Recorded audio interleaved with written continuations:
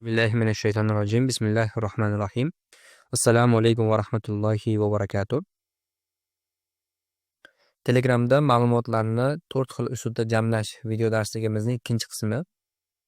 O'tgan darslarda bir necha uslubda ma'lumotlarni jamlashni o'rgangandik va bugun inshaalloh 4-uslub, ya'ni tugmali bot orqali ma'lumotlarni jamlashni o'rganib chiqamiz inshaalloh.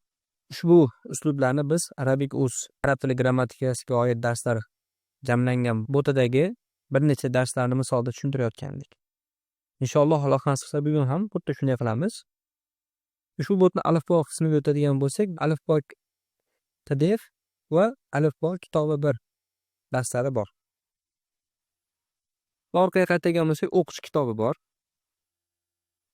va muallim soniy kitoblari bor. Albatta muallim soniyning PDF kitobi. Inshaalloh bugun xuddi shularni qaytadan bir yangi bot ochib joylashni o'rganamiz biiznillah. To'g'ri bot faziliga kirib olamiz. Bot fazili haqida, bot fazilda qanday qilib bot yaratish, IP tokenlar haqida oldingi darslarda gapirganmiz. Shuning uchun bunga to'xtalib o'tmaymiz. Eshitmaganlar yoki bilmaydiganlar oldingi videolarimizga murojaat qilishsa bo'ladi. Start tugmasi bosgandan keyin new bot qilamiz va botga nom beramiz. Ko'makdosh sinov bot masalan. Botga havola qo'yamiz. Oldingi darsda aytganimizdek, havolani oxiri bot degan jumla bilan tugashi kerak. Yuboramiz va bu yerdagi IP tokenini nusxalaymiz. Endi qidiruv bo'limiga mini bot deb yozamiz va bizga mana bunday bir bot chiqib keladi. Oldingi darsda aytganimizdek, bu botda galochka mavjud emas. Mana bu havolasiga qarab qo'yamiz. Shu havoladagi botga kirganimizdan keyin start tugmasini bosamiz va tagidagi create new bot degan tugmachani bosamiz va pastdagi IP tokenini nusxala degan tugmachani bossak, bizdan botni tokenini yuborishimizni so'raydi. Biz mana bu bot tokenini, ya'ni kalitini yuboramiz. Bizga mana bunday xabar yuboriladi. Mana shu havolaning ustini bosamiz va start tugmasini bosamiz. Alhamdulillah botimiz mini botga ulandi. Endi tugmachalarni birma-bir qo'yishni boshlaymiz inshaalloh. Bu botning qo'shimcha imkoniyatlari juda ham keng, ko'p. Bugungi darslikda hammasini tushuntirishga harakat qilamiz qo'ldan kelgancha. Avvalo shunchaki bir botni yaratib, foydalanuvchiga topshiradigan holga keltiramiz. Undan yo'qdagi qo'shimchalarni inshaalloh vaqtimiz ortib qolsa o'rganamiz. Hop, custom command degan tugmachani bosamiz. Create command degan tugmachani bosamiz va biz bu yerda bo'lim uchun havola yozamiz. Bo'limni havolasi nima deydigan bo'lsak, mana bu Arabic.uz'ni misolda tushunib ketaveramiz hammasini. Mana bu yerda ko'rib turganingizdek muallim v qilib qo'ygan. Aynan mana shu bu bo'limni muallim soniyning video darslari bo'limini havolasi hisoblanadi. Mana bundan keyin page 2 degani bu o'zgartirib bo'lmaydigan narsa, ya'ni bu ikkinchi o'ntalik degani, ya'ni shuni bossak davom etadi. U muhim emas, biz uni o'zgartira olmaymiz. Biz mana bu muallim v degan joyini nomlay olamiz. Page 2 ni bo'lsa o'zgartira olmaymiz. U shunday qoladi. Shunday ekan bu yerga nimadir yozayotganda ehtiyot bo'lib yozishimiz kerak. Buni o'zgartirib bo'lmaydi. Bu yer Kiril alifbosini yoki arab alifbosini va hech qanaqa bir stikerni qabul qilmaydi. Faqatgina lotin harfida va ba'zi tinch belgilardan foydalanib ishlasak bo'ladi. Masalan, raqamlarni ham foydalansak bo'ladi. Alifbo deb yozamiz. Yuboramiz. Endi bizdan video, audio, har qanday bir materiallarni tashlashlikni so'rayapti. Biz nima tashlaymiz? Biz video tashlaymiz. Mana bu yerdagi alifbo darsliklarni birinchisini, ikkinchisini va uchinchisini yuboramiz. Uzatish tugmasini bosamiz. Ko'rib turganingizdek bot qabul qildi, alhamdulillah. Xo'p, bu yerda bir narsani tushuntirib o'tishim kerak. Botni qabul qilish adadi cheklanmagan, ya'ni bitta bo'limga 2000 ta video qo'yasan yoki 3000 ta narsa qo'yasan degan narsa yo'q. Cheksiz ravishda qo'yaverasiz. Birdaniga 2000 ta videoni botga yuklashsiz ham muammo yo'q. Lekin ba'zi holatlarda bot serveri yaxshi ishlamay qoladi. Ya'ni ayb sizda emas, botda bo'lib qolishi mumkin.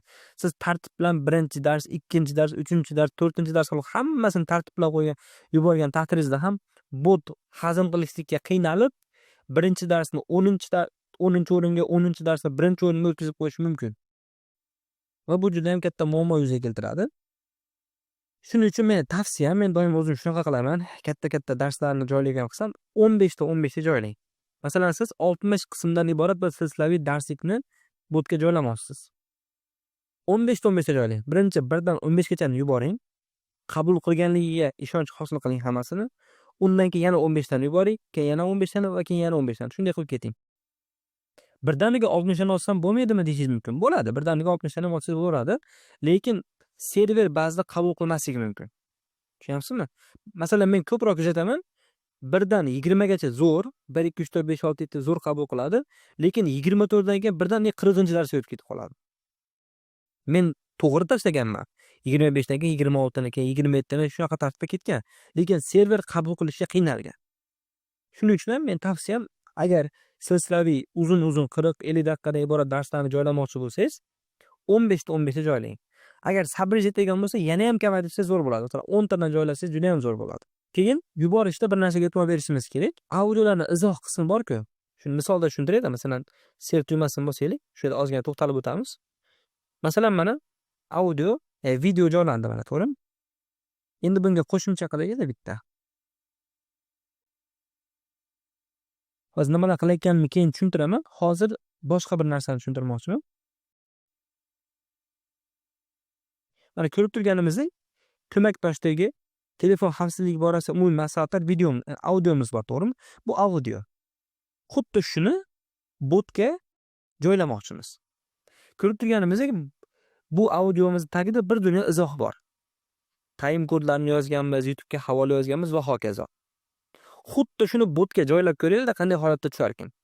Nusxalaymiz, botga uzatamiz. Mana ko'rib turganingizdek, botga yubordik. Premium stikerli izohni botga yuborgan taqdirda ham bot premium stikerni qabul qilmaydi. Mana bunda oddiy stiker shaklida qabul qilib oladi. Shuni ham e'tiborga olib qo'yasiz. Qarang, mana men mana bunda uzun izohga ega audioni botga yubordim va saqladim. Endi buni ko'ramiz. Mana qarang. Izohni umuman qabul qilmagan. Ya'ni bu bot audiolarni xossatan izohlarini umuman qabul qilmaydi. Shuni ham inobatga olib qo'ying. Audiolar izohsiz shaklda qabul qilinadi. Endi xo'p, audiolarni qabul qilmayotgan izohsiz videolarni-chi? Uni ham ko'rib chiqamiz. Mana ko'makdoshni bitta videosi. Video va tagida bir dunyo izohi bor.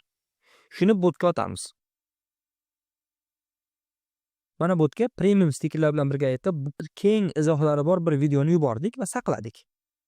Ko'rib turganingizdek, video yaxshi, tagidagi izohlari joyida, hammasi zo'r. Endi buni bot qanday qabul qildi, bir ko'rib chiqamiz. Ko'rib turganingizdek, birinchidan premium stikerlarni o'qimadi. Ikkinchidan qarang, bu video qabul qilganligi 626 bot profil yasash birinchi usul. Shu yerda to'xtagan izoh, to'g'rimi? Lekin aslini qaragan bo'lsak, 626 dan keyin 746, 941, 1042 YouTube havola va hokazo davom etgan izoh. Lekin bot davomini qabul qilmagan. Demak, bundan bilamizki, bu bot, ya'ni tugmali bot audioni izohini mutlaqo qabul qilmaydi. Videoni izohini bo'lsa, ma'lum bir qismini qabul qiladi. Demak, bu botga audio yuborayotganimizda izohsiz shaklda yuboramiz. Izoh bilan yuborsangiz ham foydasi yo'q, qabul qilmaydi. Bitta harf bo'lsa ham qabul qilmaydi audio izohini. Videoni bo'lsa juda ham kam qisminigina qabul qiladi. Rasm ham xuddi shunday. Agar siz rasm va tagida bir dunyo izoh bilan yuborsangiz, mana bunda xuddi videodaganga o'xshab, o'sha rasm tagidagi izohni ma'lum bir qismini qabul qiladi. Agar siz uzun bir jumlani tekstni yuborgan bo'lsangiz, uni hammasini qabul qiladi, lekin bo'lib qabul qiladi. Masalan, siz 2000 harfdan tashkil topgan bitta postni tashladingiz botga. O'sha 2000 tani 500 ta 4 qismga bo'lib qabul qiladi o'ziga. Lekin qabul qiladi. Bu qo'shimcha ma'lumot bo'ldi. Xo'p, mavzuga qaytamiz. Alifbo bo'limini yaratdik, alhamdulillah mana. Alifbo bo'limimizda mana Vive comment degan tugmachani ustini bosadigan bo'lsak, biz bo'limimizni holatini ko'rsak bo'ladi. Bo'lim qay holatda turibdi? Mana 3 ta videomiz yuklangan. Endi ikkinchi darsligimiz biz muallim soniyada create comment deganni bosamiz va bu yerga yozamiz. Muallim soniy. Mana bu o'rtasi ochiq bo'lmasligi kerak. Xuddi havola qanday, masalan, havolalar o'rtasi ochiq bo'lmaydi. Xuddi shu, masalan, deylik, mana bunday qilib yozsam, mana bunday qilib muallim bilan soniylar o'rtasini ajratib yozsam, muallimni qabul qiladi, soniylar qabul qilmaydi. Shuning uchun ham o'rtasini ulaydigan bir chiziqcha qo'yib qo'yishimiz kerak.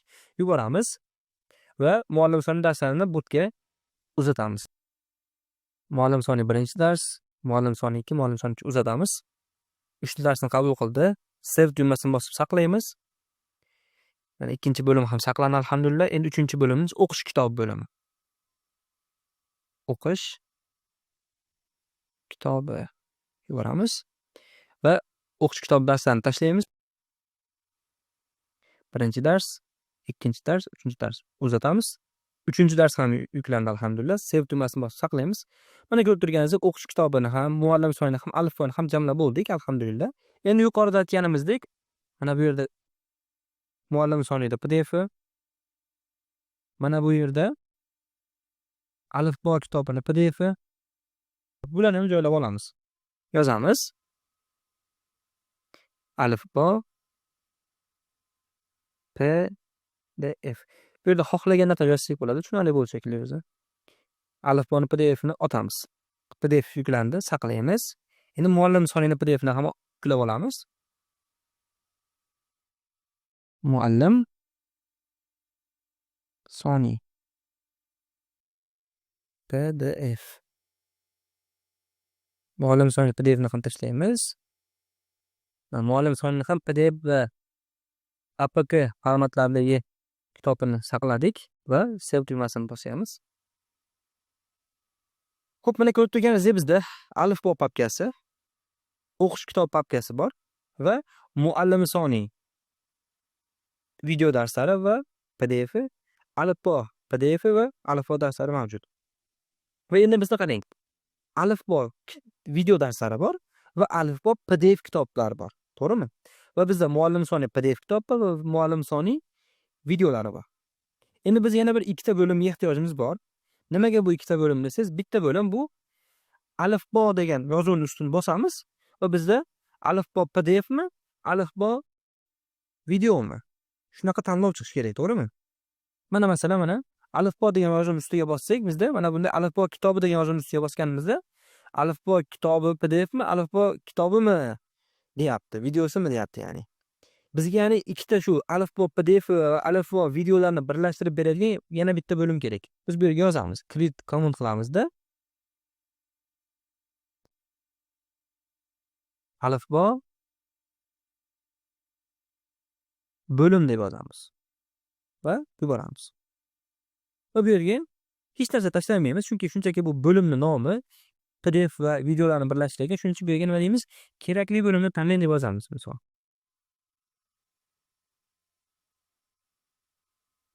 Yuboramiz.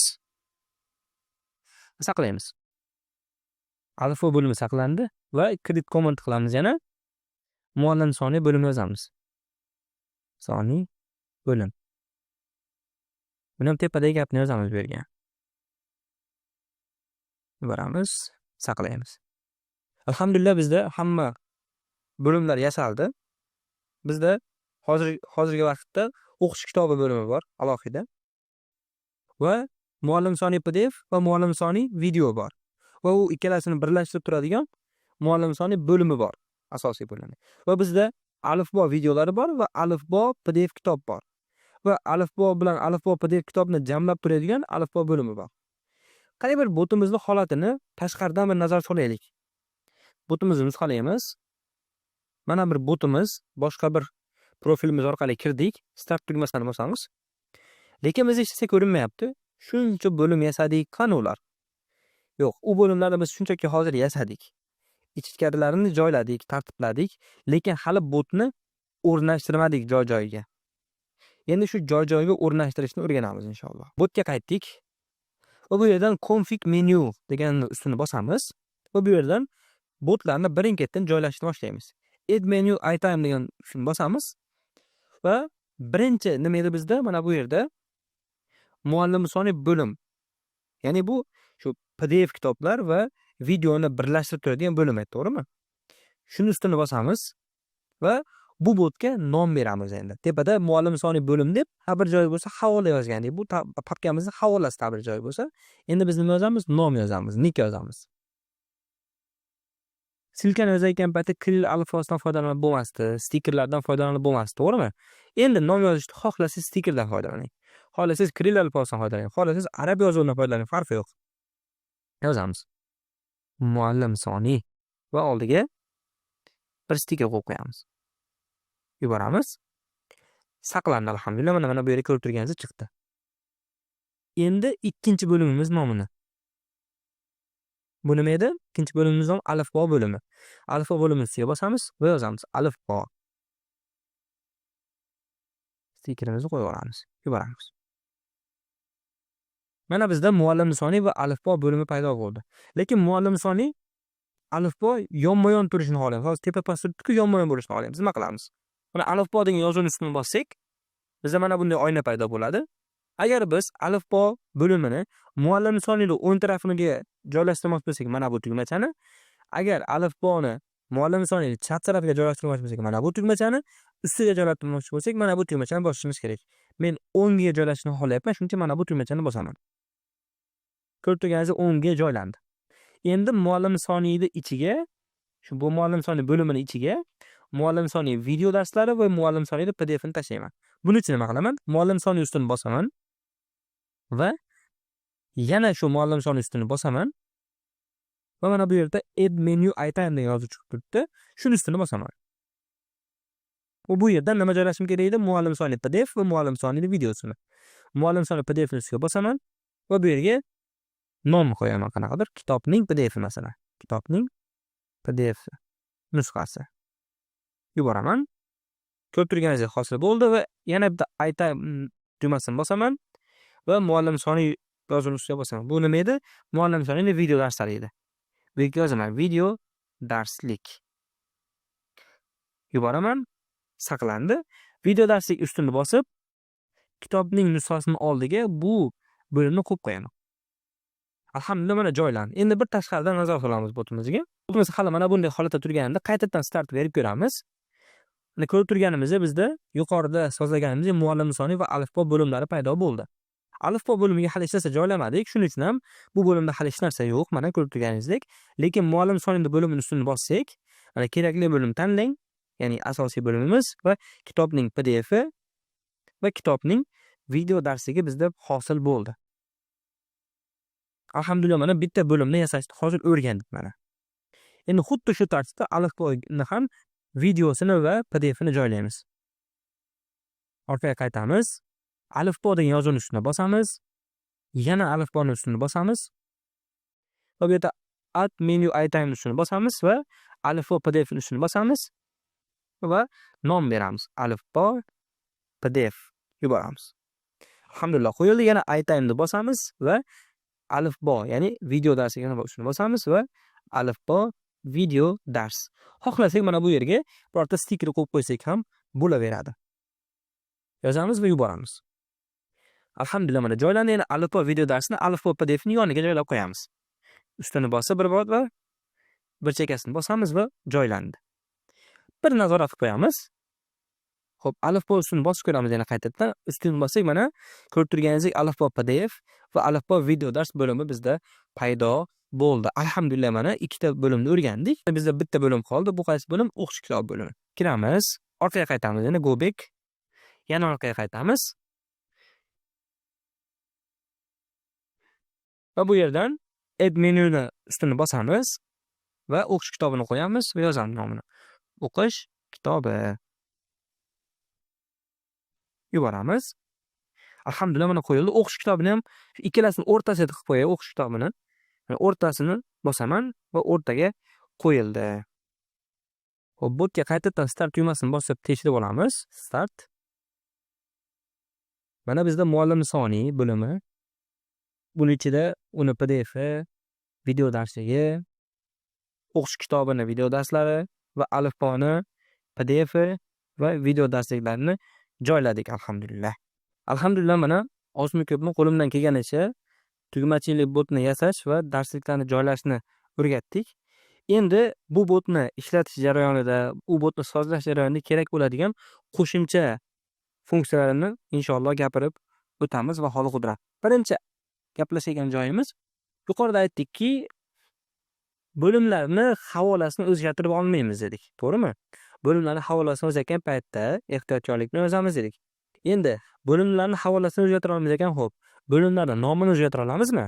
Masalan, muallim sonining kitob turibdi. Shu kitobni olib tashlashni xohlayapman. Shuni qila olamizmi? Qila olamiz. Muallim soni yozuvini ustini bosamiz va pastga qarasak, rename menu item degan yozuv turibdi. Shuni ustini bosamiz va nima deb yangi nom qo'ymoqchimiz, shu nomni yozamiz. Masalan, muallim soni. Kitobda rasmi kerak emas. Yuboramiz. Mana ko'rib turganingizdek, nomi o'zgardi. Endi yana bir marta shuni ustini bossak, bizda remove from menu degan yozuv turibdi. Bu nima deydigan bo'lsak, muallim sonini men vaqtinchalik o'chirib turmoqchiman, ya'ni bo'limdan. Ya'ni botdan vaqtinchalik ko'rinmagan qilib qo'ymoqchiman yoki bo'lmasam umuman o'chirib yubormoqchiman. Shuni ustini bossak, bu bo'limdan bu yo'qolib qoladi, lekin bu bo'lim o'chib ketmadi mutlaq va qaytadan bu botni yasash shart emas. Shunchaki add menyuni bossak, mana bu yerda bu turibdi. Ustini bir marta bossak, yana qaytadan joylanib qoladi. Va o'rniga keltirib qo'yamiz endi buni. Xo'p, men yana bitta o'rgatmoqchi bo'lgan narsa, masalan, muallim soni yozuvini ustini bossak, muallif soni endi PDF va video darsiga chiqib keladi. Alifbo ustini bossak, alifboni PDF va video darsiga chiqib kelyapti. Tasavvur qilaylik, shunday holatga botni keltirib bo'lgandan keyin meni xayolimga kelib qoldi. PDF kitoblarni har bittasini bo'limini ichiga emas, tashqariga qo'yib qo'ymoqchiman. Masalan, muallim soni PDFini ham tashqarida tursin, alifboni PDF ham tashqarida tursin. Ya'ni bo'limning ichidagi bir qismini alohida bir tashqariga chiqarib qo'ymoqchiman. Shuni qanday qilaman? Custom komandani ustini bosaman, config menyuga kiraman, muallim soni ustini bosaman, yana ustini bir bora bosaman va mana bu yerda kitob PDF turibdi, to'g'rimi? Shuni ustini bosaman va mana bu go back tugmachasini ustini bosaman va qayerga qo'yib qo'ymoqchiman? O'sha yerni ishoratini ustiga bosaman. Mana bu 2 ga qo'ymoqchiman men. Kitob PDF shu yerga ko'chib chiqdi. Endi muallim soni yozuvchisini bossam, kitobni PDF ko'rinmayapti. Nimaga? Chunki biz uni tashqariga joyladik. Xo'p, yana bitta qo'shimcha funksiya bot obunachilarga umumiy xabar yuborish. Tasavvur qilaylik, botga yangi bir bo'lim qo'shdingiz, yangi darslik qo'shdingiz yoki yangi bir nimadir kiritdingiz, bu haqida obunachilarga xabar bermoqchisiz. Nima qilasiz? Send new post degan tugmachani shuni bosamiz va bu yerga xabar yuboramiz. Masalan, assalomu alaykum. Botimizga yangi alifbo darslarini kiritdik. Ushbu jumlani yozdik va yuboramiz. Va bizda mana bunday menyu turadi. Tepadagi test how you message look like degan yozuvni ustini bossak, mana bunday holatda boradi foydalanuvchilarga xabar. Shunga tayyormisan, shu senga yoqdimi deb mendan so'rayapti. Agar ha yoqqan bo'lsa, tagidagi send post subscript deganini bosib, obunachilarimizga xabarni yuborishimiz mumkin. Xo'p, keyingi o'rganadigan narsamiz mana bu help degan bo'limga o'tadigan bo'lsak, bir dunyo narsalarimiz bor. Mana bu new post deganni bosish orqali yuqorida ko'rsatganimizdek obunachilarimizga xabar yubora olamiz. Ikkinchisidagi tugmachani bossak, obunachilarimizga xabarni ma'lum bir vaqtda, o'tganligi kanallarda yoki boshqalarda vaqt belgilab qo'yish bor-ku, soat 7:00 da ketsin bu xabar, shunga o'xshagan narsani qilsak bo'ladi. Uchinchidagi tugmachani bosish orqali bo'lsa, botimiz foydalanuvchilarini ko'rsak bo'ladi. Mana bu botimizda ikkita foydalanuvchi bor ekan, bittasi bo'lsa, bittasi narigi profilim. Ikkinchisi botga kirgan, lekin hozir botdan chiqib ketgan odamlar. Shunaqa. Uchinchisi shu butunlay o'chirib yuborganlar, to'rtinchisi bo'lsa umumiy ro'yxat. Pastdagisi insonlar, keyingisi guruhlar. Xo'p, endi o'rganadigan narsamiz mana bu burchakda menyu bo'limi bor.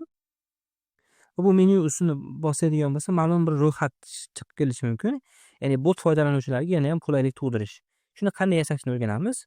Buni bu menu bot orqali yoki boshqa bot orqali yasamaymiz. Botni yasagan yerimiz qayerida? Bot fazir.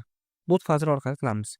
Bot fazirga kiramizda va burchakdagi menyu ustini bosib, my bot tugmasini bosamiz va biz o'zimizning botga kirganimizdan keyin mana bu yerdagi edit bot tugmasini bosamiz. Bu bo'lim haqida alohida oldingi video darsliklarimizda gaplashganmiz. O'sha video orqali bu bo'limni o'rganishsa bo'ladi inshaalloh. Edit bolt ustini bosamiz va bizga kerak bo'ladigan joy mana bu yerdagi edit commands degan bo'lim. Shuni ustini bosamiz va bu yerga ushbu menyuda qanday yozuvlar va qanday qulayliklar bo'lishini xohlaymiz, shu haqida gaplashamiz. E'tibor qaratishimiz kerak bo'lgan joy mana bu yerda qanday nomlangan, qanday yozdik biz. Mana bu bizning bo'limlarning havolalari, to'g'rimi? Shularni diqqat bilan qarashimiz kerak. Masalan, alifbo jumlasi. Alifbo bo'limimizning havolasi alifbo so'zidan tashkil topgan va hammasi kichkina harf. Xuddi shu tarzda yozishimiz kerak tepadagi joyda. Alifbodagi a harfni katta harf qilib yozib qo'ysak ham o'qimaydi. Bu yerga yozamiz. Masalan, kichkina harf bilan alifbo. Pastki chiziqcha qo'yamiz. Orasi ajralgan bo'lishi kerak. Xuddi shu tartibda yozamiz. Alifbo kitobidan darslar. Video darslar, ya'ni video darslar. Pastga tushamiz. Keyingisi kichkina harf bilan hammasi, chunki biz kichkinada yozdik. Alifbo PDF joy tashlaymiz. Alifbo